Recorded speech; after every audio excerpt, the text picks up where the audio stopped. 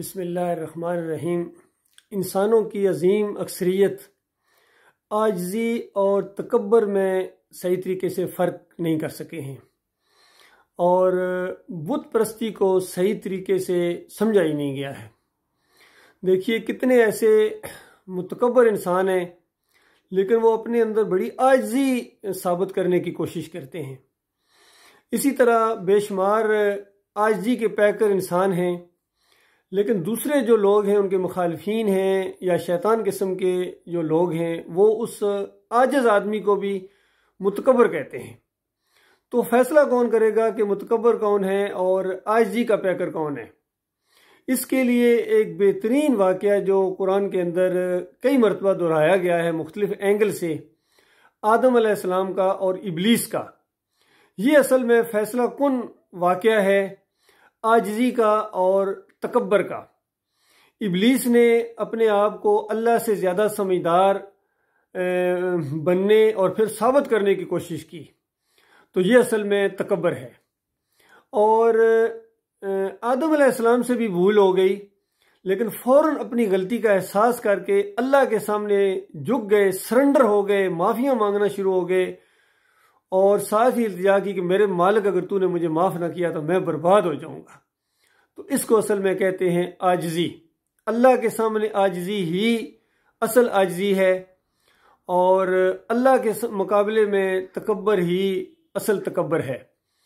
تو جو اللہ کے سامنے عاجزی کرتا ہے وہ بندوں سے بھی بڑی انکساری کے ساتھ پیش آتا ہے کیونکہ اس میں تکبر نہیں ہوتا ہے، اور جو اللہ کے سامنے تکبر کرتا ہے وہ بندوں کے سامنے بھی متکبر ہوتا ہے کیونکہ اس کے اندر ایک خدائی کا شوق ہوتا ہے، وہ اکڑ ہوتی ہے، اس کے اندر ضد اور ہٹ درمی ہوتی ہے، انا کا وہ پیکر ہوتا ہے، اس لیے وہ متکبر انسان ہوتا ہے۔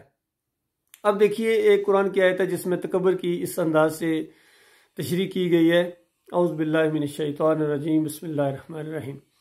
قال ربکم ادعونی استجب لکم، تمہارا رب کہتا ہے مجھے پکارو، میں تمہاری پکاروں کا جواب دینے والا ہوں۔ ان الذین یستکبرون عن عبادتی سیدخلون جہنم داخرین، جو میری اس عبادت کا انکار کرتے ہیں، میری اس عبادت سے تکبر کرتے ہیں، ان کو میں ذلیل و خوار کر کے جہنم کی آگ کے اندر ڈالوں گا۔ تو اللہ کو پکارنا یہ عاجزی ہے، انکساری ہے، اور کسی اور کو پکارنا یہ اللہ کے ساتھ تکبر ہے۔ تو یہ چیز ذہن میں رکھیے۔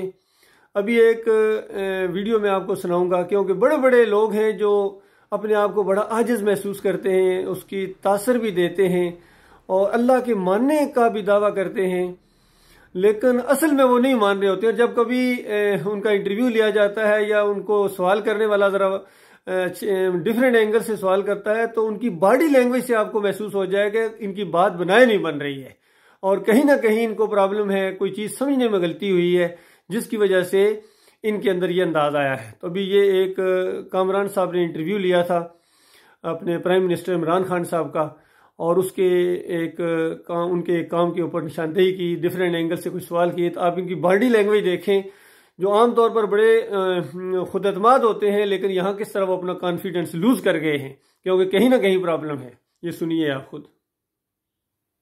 یہ فوٹیج چلی آپ کی جس میں سوشل میڈیا پہ کہ آپ سجدہ کر رہے ہیں، آپ تو اللہ کو بڑے ماننے والے، سجدہ آپ نے کس طرح کر دیا مزار پہ جا کے؟ میں کئی دفعہ حیران ہوتا ہوں۔ دیکھیں جو کلمہ گو ہوتا ہے نا، لا الہ الا اللہ محمد رسول اللہ، وہ کبھی شرک کر ہی نہیں سکتا۔ بالکل نہیں کر سکتا۔ آپ جب آپ کہتے ہیں کہ کوئی خدا نہیں اللہ کے سوا، تو پھر آپ کسی اور کو خدا مان ہی نہیں سکتے۔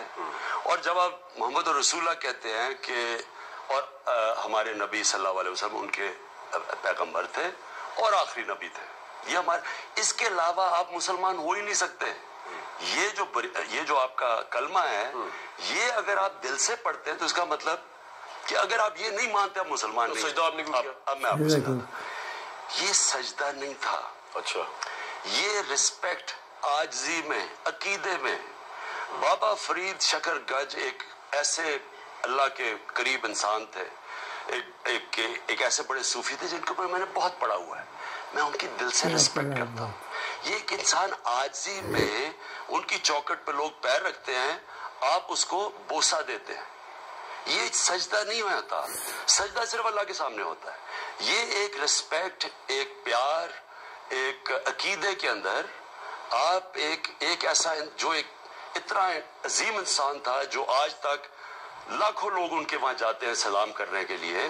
وہ اس لیے جاتے ہیں کہ ان کو فاتحہ پڑھتے ہیں، ان کو مانتے ہیں کہ انہوں نے انسانیت کے لیے کیا کیا. ان جیسے بزرگ جو تھے جن کی وجہ سے یہاں اسلام پھیلا ہے. تو اس لیے اس میں یہ کہنا کہ سجدہ کیا، یہ سجدہ صرف انسان اللہ کو کرتا ہے. اللہ کو کرتا ہے. وہاں کیوں کیا؟ اس کو بوسہ دیا وہاں جدھر ان کی چوکٹ تھی. یہ میں اللہ کے ایک عظیم انسانوں میں سے سمجھتا ہوں. اور یہ آؤٹ آف ریسپیکٹ اور عاجزی. دیکھیں اللہ کو سب سے اللہ کو یہ بڑا امپورٹنٹ ہے. اللہ کو جو سب سے زیادہ چیز انسان میں پسند ہے وہ ہے عاجزی. جو سب سے بری چیز اللہ کو لگتی ہے وہ ہے تکبر. تو یہ جو صوفیزم ہے اس کی بیسس ہی یہ ہے کہ انسان اپنی میں ختم کرتا ہے. تو یہ ایک وہ سائن ہوتا ہے. آپ نے غیر اللہ کو سجدہ نہیں کیا، عقیدت میں کیا. آپ یہ کلیئرفائی اور سجدہ نہیں کیا، ان کے چوکٹ کے اوپر ایک بوسہ دیا. جی ٹھیک. عمران صاحب یہ دیکھیے ایک اینکر ہیں، ان کو بھی اس چیز کی سمجھ ہے کہ آپ تو بڑے دیندار بنتے ہیں تو پھر سجدہ کیوں کیا. دیکھیے سجدہ کرنا مزار کے اوپر اور دیندار ہونا یہ دو الٹ چیزیں ہیں. اس وجہ سے اس نے پہلا سوال ہی یہی کیا. اور پھر آگے سے جناب عمران خان صاحب اس کی تشریح کر رہے ہیں کہ جو بندہ کلمہ پڑھتا ہے نا وہ تو شرک کر ہی نہیں سکتا. تو جیسا انہوں نے یہ کہا تو اینکر نے پھر کہا کہ جب وہ شرک کر ہی نہیں سکتا تو پھر سجدہ کیوں کیا. اس کو بھی پتا ہے کہ دیکھو یہ سجدہ جو کیا ہے نا یہ شرک ہی ہے. اور پھر جناب دیکھیے عمران خان صاحب کہہ رہے ہیں کہ جس نے کلمہ پڑھا وہ تو شرک ہو ہی نہیں سکتا اس سے. بھائی اللہ تعالیٰ کہتا ہے وَمَا يُؤْمِنُ أَكْثَرُهُمْ بِاللَّهِ إِلَّا وَهُمْ مُشْرِكُونَ کہ بے شمار انسان ایسے ہیں، اکثریت انسانوں کی ایسی ہے کہ وہ اللہ کو ماننے کا دعویٰ بھی کرتے ہیں لیکن ہوتے مشرک ہیں. اور پھر اس کے بعد دیکھیے آگے جا کے کہتے ہیں کہ میں نے سجدہ نہیں کیا. پوری دنیا دیکھ رہی ہے کہ آپ نے وہاں جا کے چوکٹ کے اوپر ماتھا نیچے ٹیکا ہے. اور سجدہ کس کو کہتے ہیں؟ کیا یعنی سجدے کی پوزیشن تو پوری آپ نے بنا دی، گھٹنے ٹیک دیے. جب گھٹنے آپ نے ٹیک دیے، ہاتھ نیچے ٹیک دیے، ماتھا نیچے لگا دیا آپ نے، تو اور کس کو سجدہ کہتے ہیں بتائیے؟ اور کہتے ہیں چوکھٹ کو چوما ہے. وہ یہ تو اس سے بھی اگلی درجی ہے. انسانیت کی آپ نے تذلیل کر دی، انسانیت کی آپ نے ذلت کی گڑھے کے اندر آپ نے پہنچا دیا انسان کو، اپنے سر کو جو اللہ تعالیٰ نے اپنے سامنے جھکنے کے لیے بنایا تھا. اور پھر کہتے ہیں یہ انکساری ہے. صوفیوں کی ساری جو تعلیم ہوتی ہے یہ انکساری ہے. اور یہ کون سی انکساری آ گئی؟ تو انکساری پھر جو ہندو اپنے بتوں کے سامنے جا کر ماتھا ٹیکتے ہیں، وہاں جا کے اس کی چوکھٹ کو چومتے ہیں، تو وہ انکساری کر رہے ہوتے ہیں یا شرک کر رہے ہوتے ہیں؟ یہ کون سی انکساری ہے؟ اور پھر کہتے ہیں سارے صوفیہ کی یہی تعلیم رہی ہے. ہاں یہ بات ہے کہ سارے صوفی اسی طرح کا دین رکھتے تھے، اسی طرح وہ اللہ کو مانتے تھے، کلمہ بھی پڑھتے رہے ہیں اور ان چوکھٹوں کو چومتے بھی رہے ہیں، ان کے سامنے جھکتے بھی رہے ہیں، ماتھے رگڑتے رہے ہیں. اور فرید الدین گنج شکر کے بارے میں کہتے ہیں کہ میں نے ان کو بہت پڑھا. وہ کیا پڑھا آپ نے؟ ان کی کتابوں کے اندر جو کتنے شرکیہ واقعات ہیں، کتنے کفریہ واقعات ہیں، اس کے اوپر میں نے پورا ایک ویڈیو بنایا ہے، وہ آپ میرے لنک پر جا کر بھائی دیکھ سکتے ہیں کہ کتنی فرید الدین گنج شکر نے ایسی شرکیہ باتیں اس کے اندر لکھی ہیں. اور وہ جو ہیں قرآن کا انکار ہے. تو اصل میں ان کے اندر صوفیزم ہے اور اسی وجہ سے ان کے اندر وہ خیر نہیں ہے. وہ انداز کہ یہ کہتے ہیں نا میں مدینہ ریاست بنا دوں گا اور یہ کر دوں گا. اور ایاک نعبد و ایاک نستعین کو بھی الٹا سمجھتے ہیں. دیکھیے ایاک نعبد و ایاک نستعین پڑھنے والا پھر یا علی مدد کے نعرے لگائے اور یہاں امام مزامت باندھے، یا علی مدد کا وہ پٹا باندھے، ایاک نعبد و ایاک نستعین کہنے والا. تو اصل میں یہ سارے صوفی یہی کرتے رہے ہیں. آپ نے کبھی نہیں دیکھا ہوگا ان صوفیوں نے کبھی اللہ کے راستے میں کوئی جہاد کیا ہو، کوئی جنگ لڑی ہو. ان کی وہ فیلڈ ہی نہیں ہے.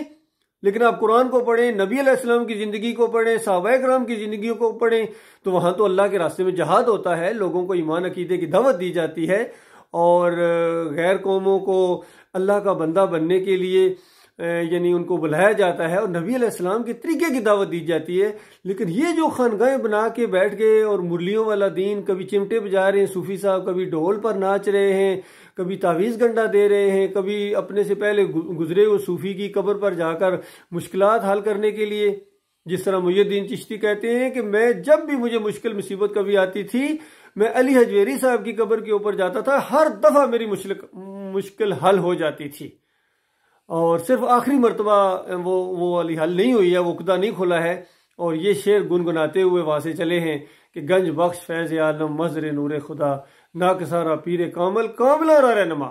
اس طرح یہ ایک اور شرکیہ کفریہ شعر وہاں سے کہہ کے تو وہاں سے پھر وہاں جا کے اپنا اڈا بنایا، وہاں اجمیر میں جا کے کتنے لوگوں کو انہوں نے گمراہ کیا ہے۔ یہی تعلیم تھی ان کی کتابیں اس کی چیز کی واضح دلیل ہیں۔ تو بتاؤ آپ کون سی مدینہ ریاست بنائیں گے بھائی؟ تو مدینہ ریاست والے تو کبھی سوچا ہے اپنے ابو بکر صدیق نے کیا نبی علیہ السلام کی قبر کے اوپر جا کے چوما تھا، چوکھٹ چومی تھی؟ کوئی ایک واقعہ لے کے آؤ۔ عمر بن خطاب نے کبھی چوکھٹ چومی ہو جا کے وہاں؟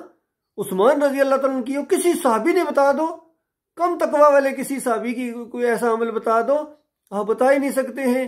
تو آپ جب مدینہ ریاست بنائیں گے تو پھر یہ ساری قوم جا کر اس طرح سجدے کرے گی اور کہے گی ہم نے تو چوکھٹ چومی ہے جی۔ تو بتاؤ پھر ہندو میں اور آپ میں کیا فرق رہے گا؟ تو میرے بھائیو غور کرو للہ، یہ اپنی انا کا مسئلہ نہ بناؤ، یہ انکساری نہیں ہے، یہ تکبر ہے۔ نبی علیہ السلام نے فرمایا جس کے دل میں رائی کے دانے کے برابر بھی تکبر ہے وہ جنت نہیں جا سکتا ہے۔ تو اس کے اوپر صحابہ کرام نے پوچھا یا رسول اللہ، ہر ایک کا دل کرتا ہے اچھے کپڑے پہنے، اچھے جوتے اگر پہنے یا اچھا گھر ہو، تو کیا یہ بھی تکبر ہے؟ چلو تھوڑا سا اس انداز سے پوچھنے کی کوشش کی تو نبی علیہ السلام نے فرمایا نہیں، یہ تکبر نہیں ہے، اللہ جمیل ویحب الجمال، یعنی اللہ خوبصورت ہے اور خوبصورتی کو پسند کرتا ہے۔ اور دوسری روایت میں آتا ہے کہ اللہ تعالیٰ چاہتا ہے کہ جو اللہ نے نعمتیں کسی کو دی اس کا بندہ بھی اظہار بھی کرے۔ یہ تکبر نہیں ہے کوئی اچھے کپڑے پہنے یا اچھے جوتے پہنے، بلکہ تکبر یہ ہے کہ آپ کسی کو واعظ و نصیحت کریں اور وہ واعظ و نصیحت آپ کے منہ کے اوپر دے مارے، تو یہ اصل میں تکبر ہے۔ تو اصل میں لوگوں کو جب بھی آپ سمجھائیں گے یہ سمجھنے والے نہیں ہیں، کوئی لاکھوں کروڑوں خربوں میں کوئی ایک ہو، خاص کر یہ بڑے لوگ جو ہوتے ہیں بالکل ان کے اوپر کوئی چیز اثر نہیں کرتی، آگے سے سمجھانا شروع ہو جائیں گے۔ مجھے حالانکہ میرا ارادہ ہے عمران خان صاحب سے کبھی ملوں گا اور اس کے آمنے سامنے بیٹھ کے میں ان کو بتاؤں گا کہ یہ بہت بڑا شرک آپ نے کیا ہے، اور اس کے علاوہ جو آپ کے عقیدے کے اندر خرابی ہے کون بتائے گا آپ کو؟ کوئی بھی نہیں بتائے گا، لوگ نہیں بتاتے ہیں، یا کوئی بتانے کی کوشش بھی کرے تو آپ آگے سے بحث کرتے ہیں، آپ آگے سے اسی طرح جس طرح کامران کے ساتھ وہ بحث کرے، وہ تو اینکر ہے ظاہر بات ہے، زیادہ وہ آپ سے نہیں الجھا ہے، اس نے تو انٹرویو لینا تھا، لیکن جو بھی آپ کو سمجھانے کی کوشش کرے گا کہ آپ نے شرک کیا ہے اور وہاں جا کے پھولوں کی چادریں چڑھانا اور یہ کرنا اور وہ کرنا اور صوفیزم کو اسلام ثابت کرنا، یہ بہت بڑی نادانی اور بہت بڑی جہالت اور اسلام کے ساتھ بہت بڑی دشمنی ہے اور بہت بڑا تکبر ہے یہ۔ تو ظاہری بات آگے سے اسی طرح الجھیں گے، اسی طرح آگے سے کہیں گے کہ نہیں کلمہ پڑھنے والا تو شرک کر ہی نہیں سکتا، چاہے وہ جو حالی نے کہا نا کہ کرے غیر بت کی پوجا تو کافر، وہ کافر دوسرے ہوتے ہیں جو بتوں کے سامنے جا کے جھکیں، یا ہندو سکھ یا دوسرے ہوتے ہیں وہ کافر ہوتے ہیں، یہ مسلمان کافر ہوتے ہی نہیں ہیں، چاہے یا علی مدد کے نعرے لگائیں، یا رسول مدد کے نعرے لگائیں، امام زامن باندھیں، تعزیے کو پوجیں، قبر کو پوجیں، مزار کو پوجیں، چوکھٹوں کو اوپر سجدے کریں، بوسے دیں، تعویذ گنڈا پہنے، جمہوریت کا مشرکانہ نظام لے کر چلیں، یہ نہیں کافر ہوتے ہیں، کیونکہ مومن جو ہوئے جو انہوں نے مومن کا لیبل جو اپنے اوپر لگا لیا ہے۔ تو یہ پرابلم ہے، آپ کبھی مدینہ ریاست نہیں بنا سکتے ہیں، آپ کبھی قرضوں کی دلدل سے نہیں نکل سکتے ہیں جب تک ایمان خالص کی طرف نہیں آئیں گے۔ اور بالفرض اللہ نے ڈیل دی، چونکہ اللہ جو چاہتا ہے کرتا ہے، وہ اگر اس نے ڈیل دے دی اور یہ ڈیل جب دیتا ہے اللہ تعالیٰ، سمجھ لیجئے وہ تو اور زیادہ سختی کے ساتھ اس نے پکڑنے کا ارادہ کر لیا آپ کو، اور ڈیل دے دی، اور پاکستان کو آپ پوری دنیا سے زیادہ فلاحی ریاست اگر آپ نے بنا دی، اور دنیا والوں نے آپ کے نعرے بھی لگا دیے کہ کیا کہنا بھائی عمران صاحب نے وہ کام کیا جو پہلے کسی کو عمران سے نہیں ہوا ہے، پاکستان لوگ نوکریاں لینے آتے ہیں، سب کچھ ہوتا ہے، سب کچھ ہونے کے باوجود جو مرتا جائے گا جہنم کی آگ کے اندر جائے گا، جو مرتا جائے گا جہنم کی آگ کے اندر جائے گا، چاہے فوجی وردی میں مرے، چاہے پولیس کی وردی میں مرے، چاہے جناب اپنے اندر اوپر مجاہد کا لیبل لگا کے مرے، جو بھی جس کا بھی عقیدہ خراب ہے، جس کا بھی عقیدہ یہ ہے کہ وہ سجدے کرتا اور کہتا ہے نہیں یہ ثابت ہے، یہ انبیاء بھی اسی طرح کیا کرتے تھے اور اولیاء بھی اسی طرح کیا کرتے تھے، یہ سارے صوفی اسی طرح کیا کرتے تھے، لہذا یہ درست ہے۔ تو اس طرح اگر ان شرک اور کفر کی چیزوں کو آپ اسلام کے ساتھ لیبل لگانے کی کوشش کریں گے، یہ بہت بڑا ظلم ہوگا، بہت بڑی زیادتی ہوگی اسلام کے ساتھ۔ ہاں اگر آپ یہ کہیں کہ یہ آپ کا اپنا مزاج ہے، آپ کا اپنا طریقہ ہے، آپ کا پسندیدہ یہ نظریہ ہے، تو آپ کو یہ نظریہ مبارک، لیکن اگر آپ کہیں گے کہ اسلام کا بھی یہی ہے تو پھر اس کی آپ کو اجازت نہیں دی جائے گی پرائم منسٹر صاحب، پھر آپ کو اس کی اجازت بالکل نہیں دی جائے گی۔ اللہ تعالیٰ آپ کو غور و فکر کرنے اور خالص ایمان کرنے کی بس تھوڑا سا مسئلہ، تھوڑی سی سوچ کا معاملہ ہے، اگر آپ اس کو درست کر دیں تو اس کے بعد اللہ تعالیٰ نے آپ کو کتنی صلاحیتیں دی ہوئی ہیں، آپ کے اندر لیڈرشپ کی کوالٹیز ہیں، سب کچھ ہے، لیکن لیڈرشپ جنت کی طرف، توحید کی طرف۔ لیکن یہ لیڈرشپ اگر آپ کریں گے کہ آپ کی دیکھا دیکھی قیامت تک جو یہ چوکٹے چومتے رہیں گے، یاد رکھیے، تو ان سب کا وبال آپ کے اوپر پڑے گا، اور آپ اس توحید کی بات کو نہیں مانیں گے تو جتنے لوگ نہیں مانیں گے سب کا وبال آپ کے اوپر پڑے گا۔ یہ معاملہ ہے کہ معمولی بات نہیں ہے۔ اور کل جب نبی علیہ السلام نے خط لکھا تھا نا، تو یہی بات بیچ میں لکھی تھی کہ دیکھو اگر تم ایمان عقیدہ درست کر لو گے تو ساری عوام تمہیں دیکھ کر ایمان عقیدہ درست کر لے گی، اور سب کا ثواب یعنی تمہیں ملے گا، اجر ملے گا، اور اگر تم نہیں ایمان قبول کرو گے تو اس کے بعد یہ ہے کہ ساری عوام تمہاری دیکھا دیکھی نہیں مانے گی، اور سب کا وبال تمہارے کندھوں کے اوپر پڑے گا۔ اور انتہائی مختصر خط لکھا تھا، اسلم تسلم، اسلام قبول کرو اور اس کے بعد تم محفوظ ہو جاؤ گے، یعنی بالکل اللہ کی پناہ میں آ جاؤ گے۔ اور پھر کہا کہ قل یا اہل الکتاب تعالوا الی کلمۃ سواء بیننا وبینکم، اے اہل کتاب آؤ اس کلمے کی طرف، ایک بات کی طرف جو ہمارے اور تمہارے درمیان بالکل مشترک ہے، کہ ہم اللہ کے علاوہ کسی اور کی بندگی نہ کریں، یعنی اللہ کے علاوہ کسی اور کو داتا دستگیر مشکل کی حاجت، اللہ کے علاوہ کسی اور کے سامنے رکوع اور سجدے نہ کریں، چوکھٹوں کو نہ چومیں، اور کسی اور کے اوپر بھروسہ اور توکل نہ کریں اللہ کے علاوہ۔ یہ ہے بنیادی چیز، لا الہ الا اللہ اور محمد رسول اللہ، محمد صلی اللہ علیہ وسلم کی پیروی کریں، یہ قائد اعظم ہے۔ آج قائد اعظم بدلی ہو گئے، اسی وجہ سے خیر نہیں آ رہی ہے۔ ہمارے جو قائد اعظم ہیں وہ محمد بن عبداللہ العربی ہیں، وہ ہیں ہمارے قائد اعظم، ان کی پیروی کرو گے، ان کے پیچھے چلو گے تو پھر یہ معاملہ صحیح بالکل درست سمجھ جائے گا۔ میرے بھائیو، اللہ تعالیٰ غور و فکر کرنے کی سچی توفیق عطا فرمائے۔